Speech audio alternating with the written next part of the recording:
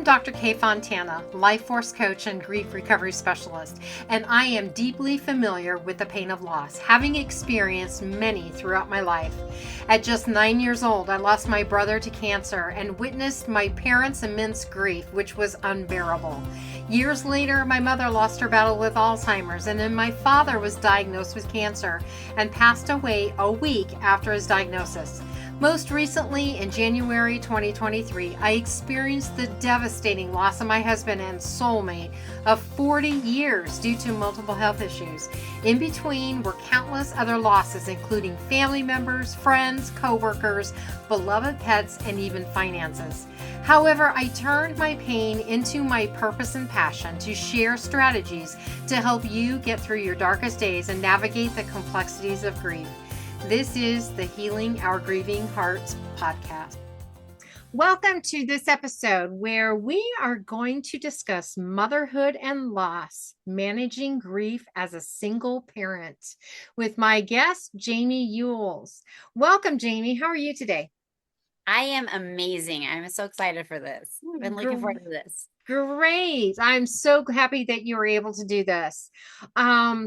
Now we're going to be sharing some information about your experience being a single parent after your husband died. And so tell our listeners how long ago your husband died. And you don't need to Um, give the circumstances. no, it was 2005. So it's 20, almost 20 years at this point. It will be 20 years, October 31st, Wow. actually, this year. Halloween. Oh man, Yep. I bet that has brought up some issues for you over the years, hasn't it? It definitely has. I've definitely overdone Halloween over the years and made expensive costumes for the kids and gone overboard because I wanted to make it better than Better. that for sure. Wow. Well, how old were your kids at the time? They were almost 3 and 4 months old, and my oldest, which was not my husband's because I had a child beforehand, was almost 8. Almost 8, 8, 4 and 4 months. A 2 and 4 months old. Yep. Oh my goodness. Not So easy. so that was a whole new set of challenges for you, wasn't it? Being It's a single parent of three small boys. Yep. Not my best experiences ever. Right. I cannot totally understand that. So, how are you able to process your grief back then?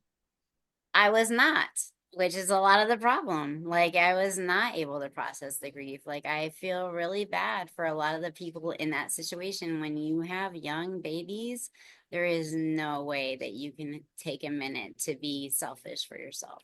And that's definitely a huge issue that I'm dealing with now.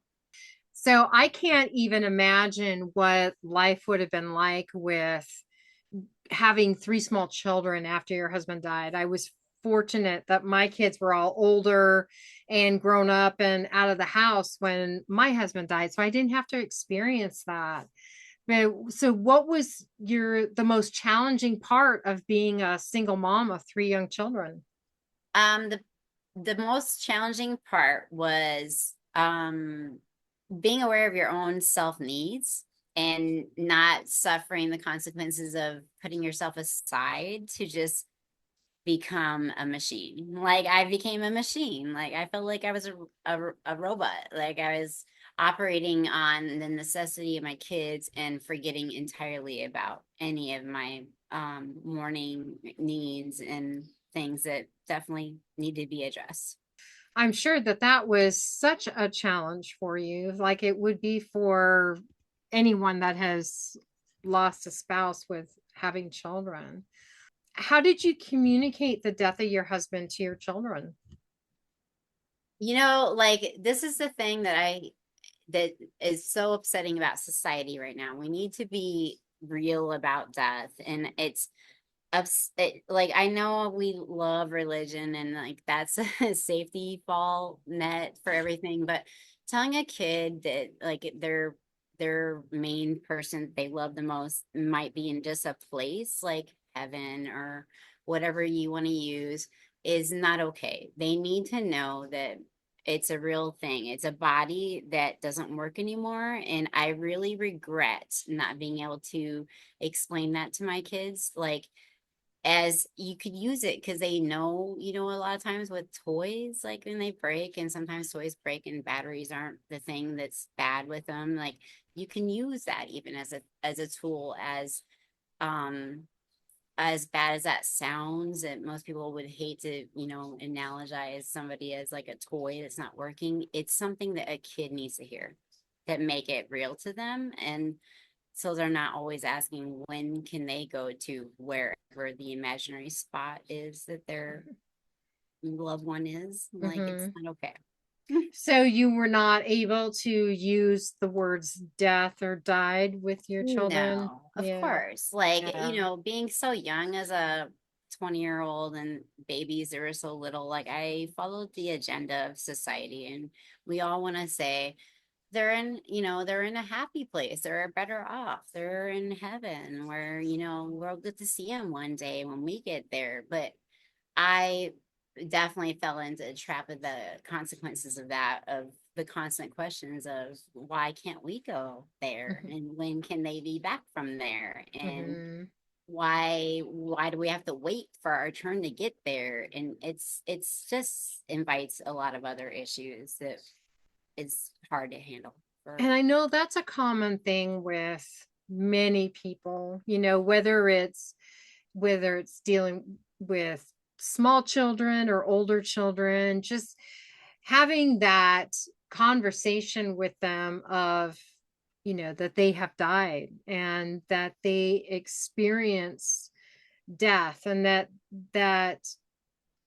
it's not something that they can return to. And I know that a lot of parents have that fear of communicating those words to their children. And so I know that you are not alone in that at all. And that's something that, you want to protect your children, and you don't want them to, it's almost like we don't want them to grieve. We don't want them to feel the pain that we Right. feel, but it's something that's so very real that that they will experience it at some time. So thank you for sharing that. What were some key emotions that you had, that you experienced after your husband died? A lot of it was secretly trying to handle my own mourning. Like, it was a lot of I'm okay, we're okay, we're okay, it's okay, I'm okay. And then going into the shower and taking a long shower and just sitting there in the bottom of it crying because that's the Mhm. only time you have a chance to. And Right. there wasn't anybody to go to because you were just so busy trying to make sure that the kids felt safe and secure. Mhm. You do a lot of masking the Yes. trauma for sure. Yes. Absolutely. And that's what the authors of the Grief Recovery Handbook, John W. James and Russell Friedman, call the Academy Award performance. Constantly going through life saying, I'm okay, everything is fine, I'm fine, don't worry about They're me. fine. I mean, Yeah, they're you got fine. like baby's eyes looking at you, and they're always like, "Are we good?" I mean, Yeah. they're depending on you to show them that, yeah, well, Yeah, even though right. maybe you're not, but you have to like put on that persona. But the reality of it is society is not handling death appropriately, and 20 years later, I'm dealing with it now. Yeah. I'm still dealing with it because Yeah. I never did it the right way when it happened.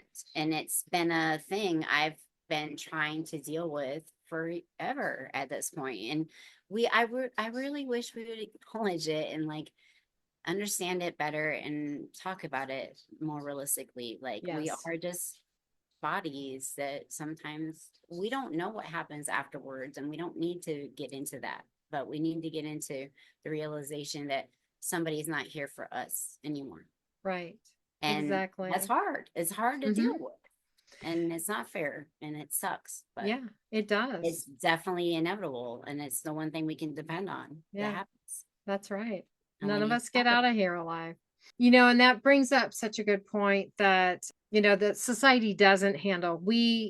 As in our society, we don't know how to handle grief. We don't know how to handle death. And I expressed it before how people stuff their emotions in the backpack because the people that we're communicating with don't want to hear our stories. They think we should move on, get over it. And it's been 2 months now. I think you should get your life back together. And people don't know how to communicate with people who have lost a significant person in their life.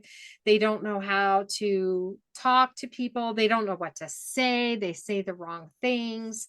It's something that affects us deeply, that we have a tendency of just putting on that facade of, this mask of, everything is fine, because you don't want to deal with the comments from other people who don't understand where you're coming from. Or even worse, you make other people feel better about your circumstances. Like you're the one grieving, but when they find out that you're a widow or whatever the circumstances might be, they're like, oh, and then you find yourself like, it's okay. Like, it's Yeah. okay. I'm okay. Like, and you make other people feel better about your situation when you're the one that's dealing with the Yeah. situation.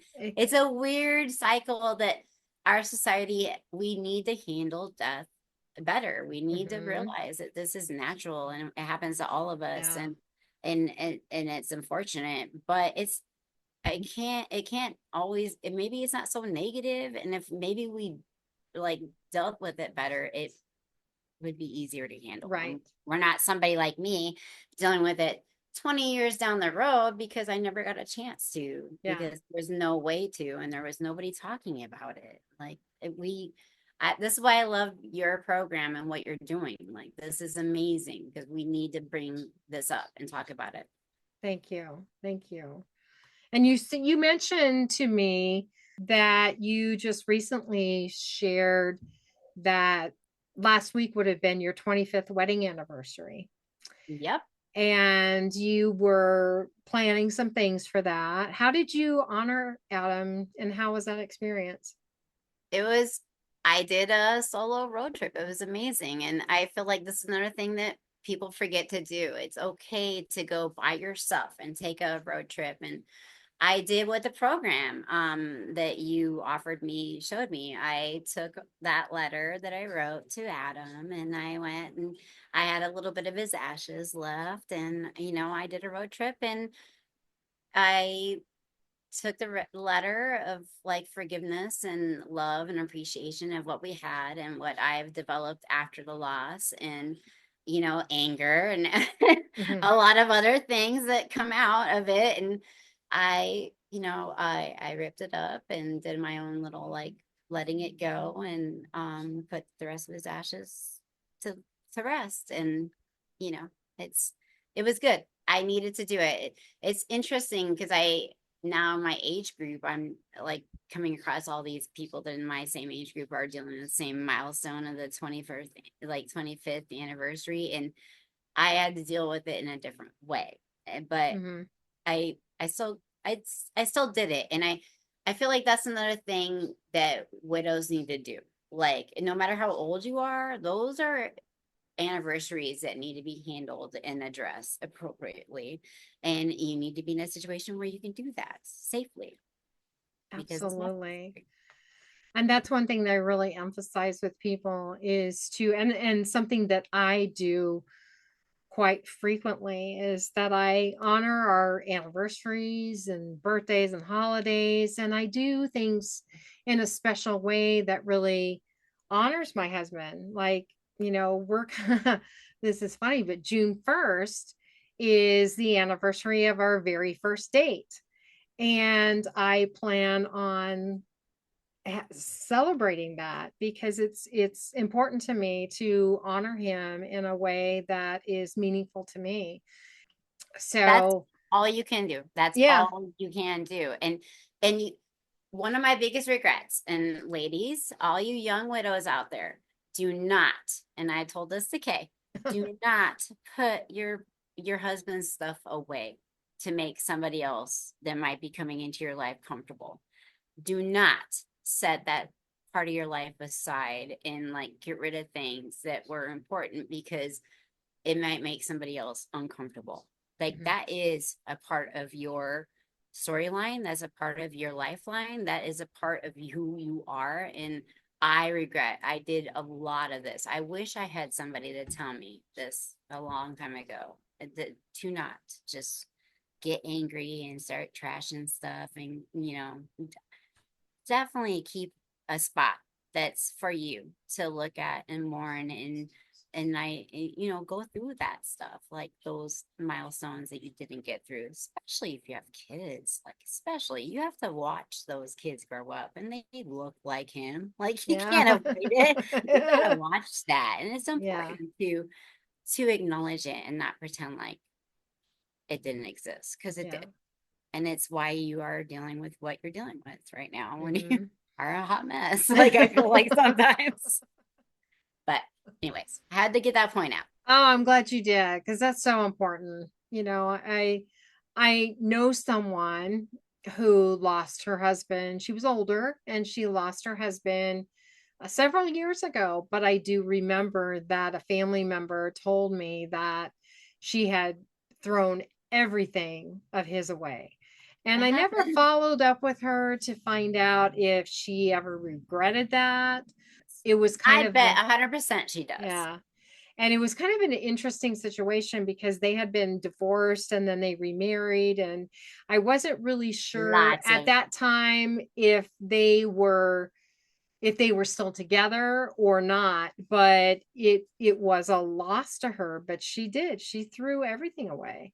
that when we can't understand death appropriately and anger gets in the way, it can be disruptive to the whole process of actually handling the fact that it's a person that we really loved a lot and depended on. It was a huge part of our life, even if it's and like it can be just again, like I felt really guilty, like I only had 6 years with this guy. And like when Hmm. I talk to you, and you're dealing with, how many years was it, Kay? 40. Yeah, and like my father-in-law, I mean, we just lost my mother-in-law. Like, it was going to be 48 years on the 20th, and like he's dealing with a whole nother aspect of that. Hmm. But it doesn't matter. It really doesn't. Like time is what we develop in our head as a matter, Hmm. but it is like it affects you. It's Yeah. just it is. No matter how many years you've had together, like those years and watching somebody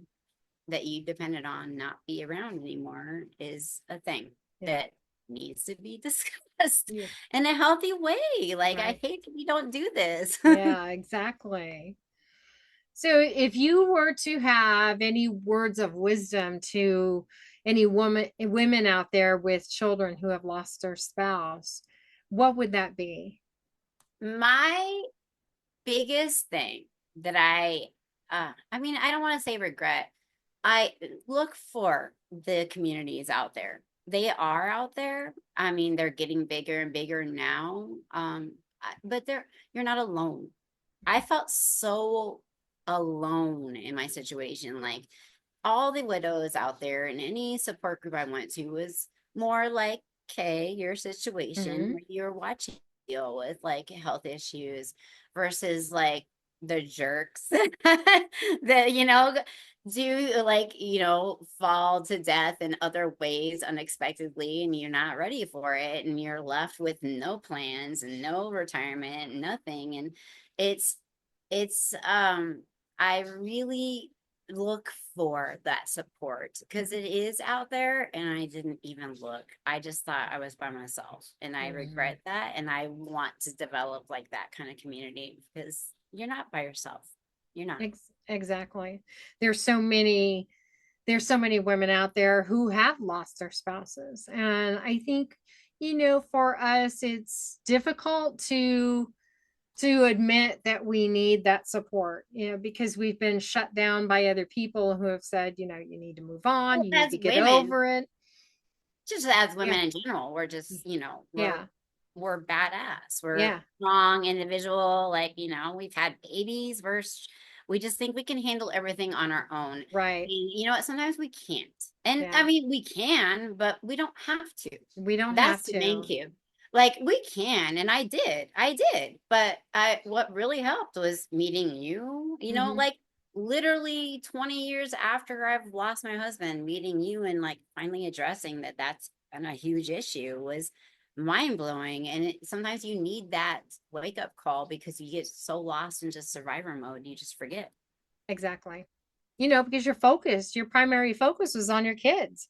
Yeah. And it's like they needed to take, you needed to take care of them. They need So, food. They and they need to need go to food. school. You need to Right. do everything. Right. So And that's why I do love your program because I am in that restart mode where I am now. They're all older and on their own. And I did do that. I overdid that to the extent that, I worked at schools along their future and along their, adolescence as they grew. I worked at the schools with them so we could be on the same schedule. And now I'm at a loss. Like, mhm, that's why we need a support system. We need a community of people that are in our situation. We aren't alone. We are all women who are trying to figure out what to do with ourselves yeah, after any of the deaths yeah, that we dealt with and disappointments.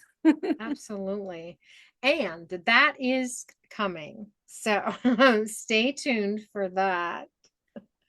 Well, Jamie, thank you so much for being a guest on my program. I am so happy for you and so excited to see what new things come out of your experience, what new developments in your life. I just want to say how much I appreciate your time and sharing, your personal situation and how it can absolutely help other women who have experienced the same thing, or similar, losing a spouse when you have young children.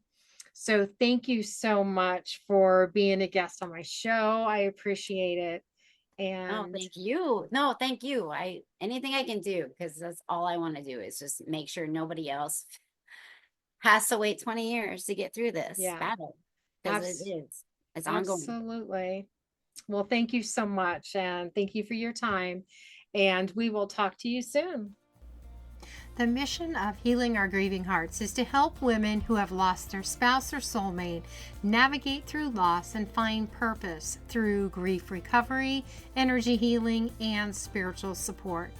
To receive comforting tips for coping with grief after losing your spouse and strategies for finding happiness after losing your spouse, go to www.healingourgrievinghearts.podia, that's PODIA.com, where you can download both of them for free.